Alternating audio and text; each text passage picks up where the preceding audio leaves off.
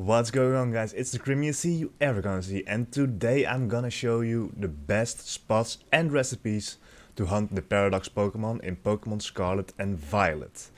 Now, an important thing to note is that you have to complete the entire main story of the Pokemon Scarlet and Violet. And of course, there is basically what you have to do is get Herba Mysticas, and these can be used, basically any Herba Mystica you have can be used. You don't need salty anymore. We have the recipe for you over here. I'll show it on the screen somewhere around here. And right now, what you're gonna do is you're gonna go over here on the map to area 0, or the 0 gate I should say. And what you're gonna do is you're gonna put a hard save right here. Now, when you do this, you go into the picnic, of course.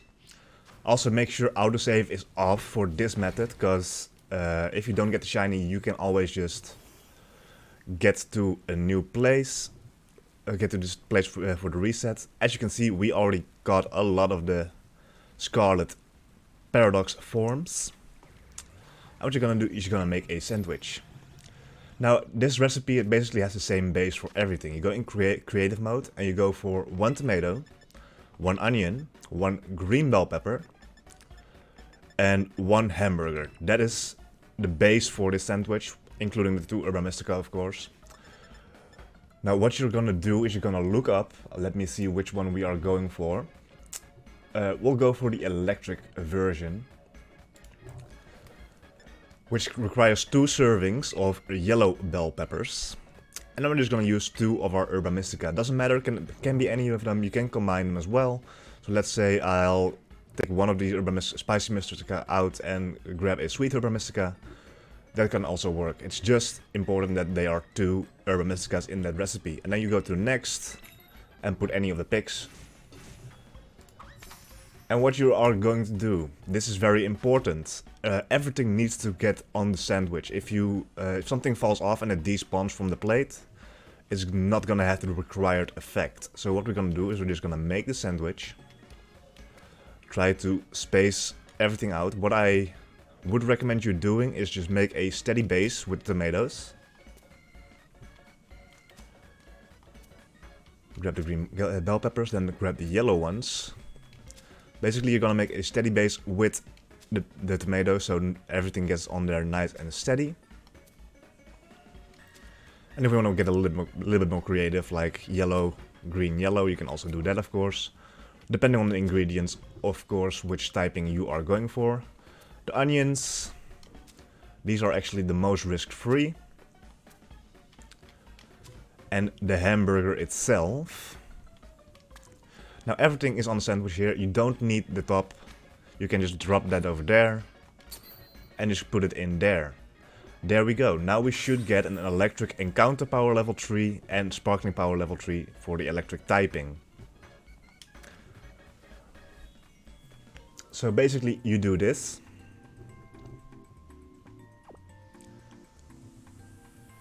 And I'll be going over the encounters for both Scarlet and Violet, of course. Like, they have their counterparts which all spawn in the same biomes. And we'll start with probably one of the harder ones. So we have Sparkling Power level 3 and Encounter Power level 3, as you can see.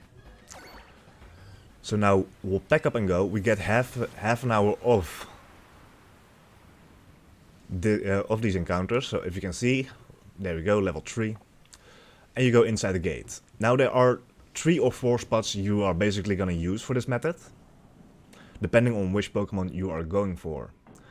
The first things first, we are playing this in Scarlet, so that's why we went for electric. We're going to go to Research Station number 2. This is probably the base for the most overworld encounters, basically, which are not in the caves. So on the grassy terrain and the rocky terrain.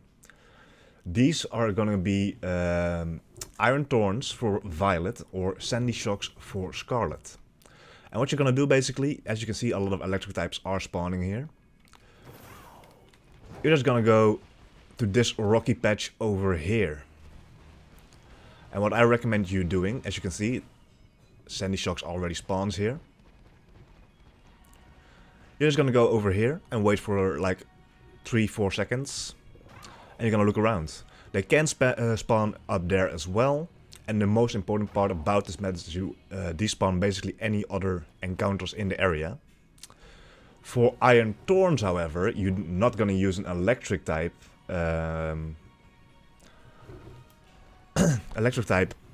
sandwich. You're gonna make the rock type sandwich. Rock type probably works best for Iron Thorns, because there are not really that many rock types that are spawning there. As for electric, there are a lot of other spawns. You could go electric for Iron Thorns as well, but you have to make sure like everything despawns so that you can get the maximum amount of Sandy Shocks or Iron Thorns to spawn here. Now basically this is what you're gonna do for like half an hour. You're just gonna run up to research station number 2. Wait until everything is despawned and you're gonna run back. That is how you're gonna hunt these 2 Pokemon in this current spot. Now there is actually another spot here for another encounter, but we'll go there for the latest one, because those are the most rarest spawns in there. However, you could go for research station number 3.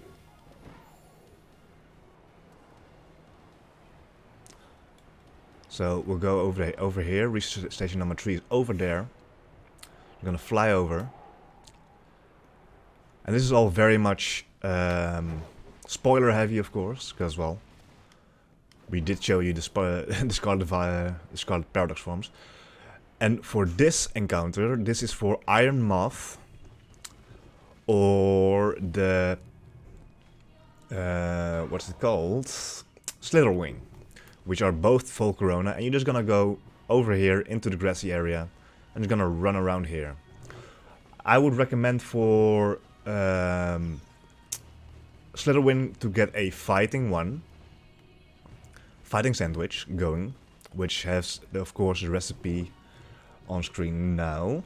And for the Iron Moth, I would go for a fire type sandwich. Just because of the fact that with the other Pokemon spawning, those are the least amounts of Pokemon spawning. With Slitherwing you will get some Metatites here and there with the Metacham, which you can of course get shiny. If you are doing the fire type for Iron Moth, I don't think any other fire types are going to be spawning here. And you're just going to run around, wait till they despawn, whatever, and just going to run around and get some shinies. Then, for the most common encounters, we are actually going to research station number 4.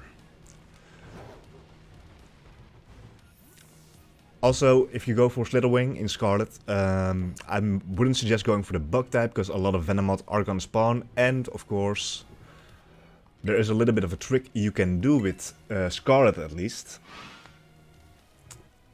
And that is the same actually for Iron Thorns and Iron Hands as well. You're gonna go to research station number 4, and you're gonna come down here in the crater, and this is actually a spot for like most of the Paradox forms.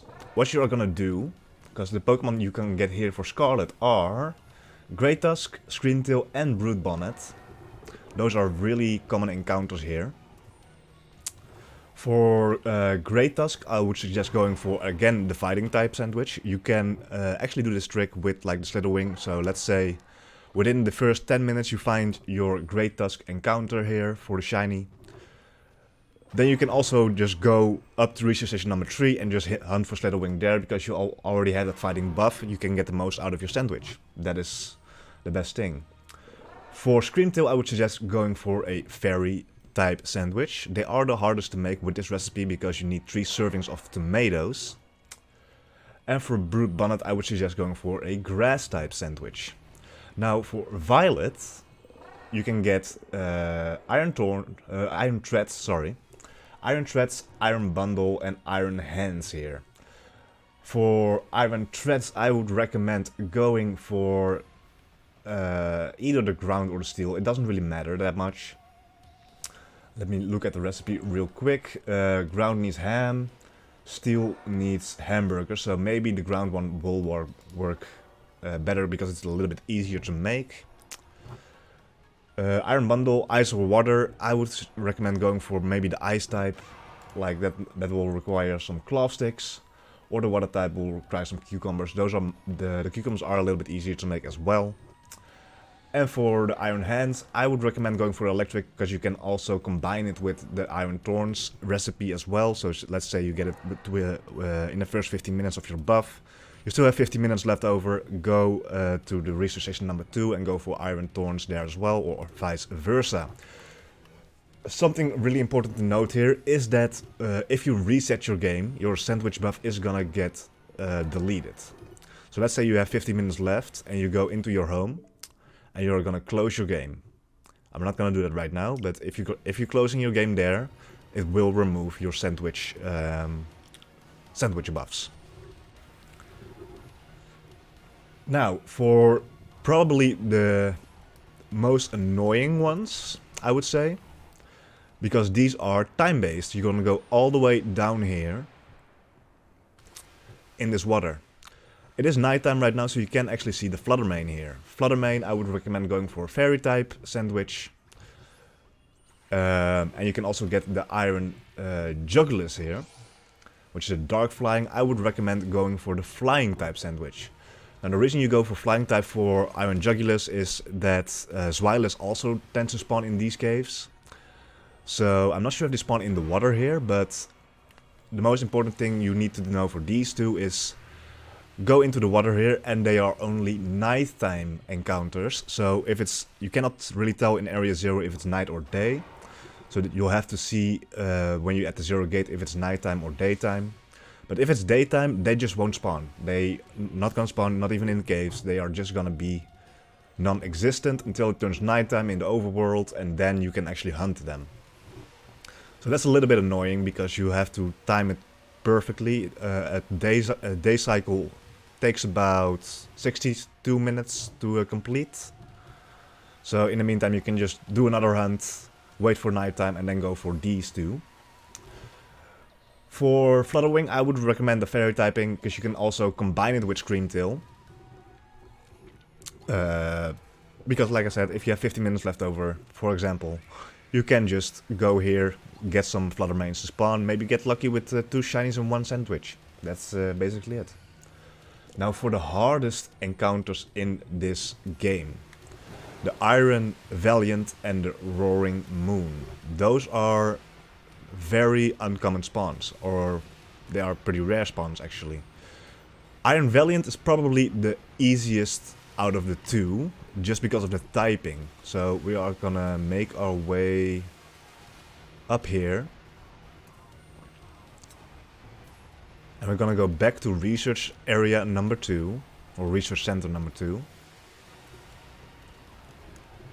And for Roaring Moon, I would recommend going for a Dragon type sandwich. Why Dragon type? It's because the place they spawn, they only spawn in one certain cave, which is a little bit hidden. I need to make sure I'm actually going to the research center here. But they are actually, it's actually a little bit hidden. So you just go all the way over here. Like I said, there's Zweilous that spawns here. But the annoying part with Roaring Moon, for example, in Scarlet, is going to be Zweilous and Gabite spawn there as well. Because they both share that dragon typing and they both get that shiny buff. Now for Iron Valiant, however, it is a fighting fairy type. I would recommend going for the fairy typing. Just because of the fact that honestly it doesn't really matter, I believe. Because I think Iron Valiant is just has the perfect typing just to hunt, so it's a little bit easier because I don't think that any other fairy typing are gonna be spawning there either. So you can go for both fighting or fairy typing. And you could also try to go with the fighting type for Iron Hands and then combine it with Iron Valiant. However, keep in mind these are only 5% spawns, so there are gonna be a lot of other spawns in between, not like the rest where you basically have only those in the map. There are gonna be other spawns that will be there as well. So you're gonna go to this waterfall over here outside of research station number 2. And I'm pretty sure the avid shiny hunter already has figured out where this cave is, but you're gonna go to this tree. And behind these boulders there's actually a cave. You're gonna go in here to this cave system. And this is where you will be hunting Iron Valiant and Roaring Moon. Now, Roaring Moon is going to be the most annoying one because it is already a 5% spawn, and you'll, as you can see in Scarlet, you have the Roaring Moon of course, but you also have Zweilous and Gabites spawning here. And the Gabites spawn with like 4 Gibbles around them as well. And the Zweilous of course spawns like pretty regularly here, with also the Grievert and the Houndstone. From time to time you're gonna see like a Espeon or a Vaporeon spawning here as well. You could also go for Fluttermane here as well, Fluttermane and Iron Jugulus. However, I wouldn't recommend it just because of the typing. If you go for a Dark type sandwich for Iron Jugulus, you're gonna have to deal with certain other Pokemon as well. Zweilous of course isn't gonna be in Scarlet, or not gonna be in Violet, and vice versa for this version exclusives that spawn here in Violet. So this is probably gonna be the worst one to spawn. Oh my god, it's so fast. Just because of the fact, hey, that is a shiny Sneasel here. Alright, well, guess we have to go for this. Quick shiny intermission here. We don't even have the dark typing going. But we have a shiny Sneasel here. So let's recap what you were gonna do for Great Tusk, Screamtail and Brood Bonnet in Violet. And for Iron Threads, Iron Bundle and Iron Hands in Violet, you are gonna be outside of Research Station number 4 with their respective sandwiches. For Fluttermane and Iron Jugulus, you go into the water, all the way down the cave, which is the best spot for it. For Slitherwing or Iron Moth, you're gonna go outside. And for Iron Thorns, Sandy Shocks, you're gonna go outside Research Station number 2 with the rocks, the rocky wall there. And Iron Valiant and Roaring Moon, you're gonna go into this cave because this is the only place they will spawn. The spawn bases for them are basically going to be Great Tusk, Screamtail and Brood Bonnet, Iron Threads, Iron Bundle, Iron Hands. You're basically just gonna only see those types of Pokemon. Fluttermane, Iron Jugulus, same. Slitherwing and Iron Moth, you are gonna see more other typings, maybe not for the Iron Jugulus, for the Iron Moth. If you use a fire type, I'm not sure how Violet, what kind of spawns will be happening in Violet there. Iron Thorns and Sandy Shocks, if you go back far enough and make sure everything else despawns, you're only gonna see those as well. Be wary, you have to go to look up the cliff as well, because they do tend to spawn 1 or 2 there as well. Iron Valiant and Roaring Moon, you can just, you have to go through a few encounters. That's all I'm gonna say, because they only have a 5% spawn rate. So that's gonna be it for this video, guys. I'm gonna go and just sketch this. Let's just go throw an Ultra Ball, let's see what happens. I'm not sure. Critical capture, because we already have a Sneasel, of course, so we get the boosted odds to that, and there we go. Shiny Sneasel has been caught. Guys, thanks so much for watching. If you enjoyed this video, please go and hit that subscribe button, hit the like button if you liked. And also go follow me on Twitch. We are close to 500 followers on Twitch as the making of this video. But for now, I'm gonna say goodbye, thanks so much for watching, and I'll see you next time.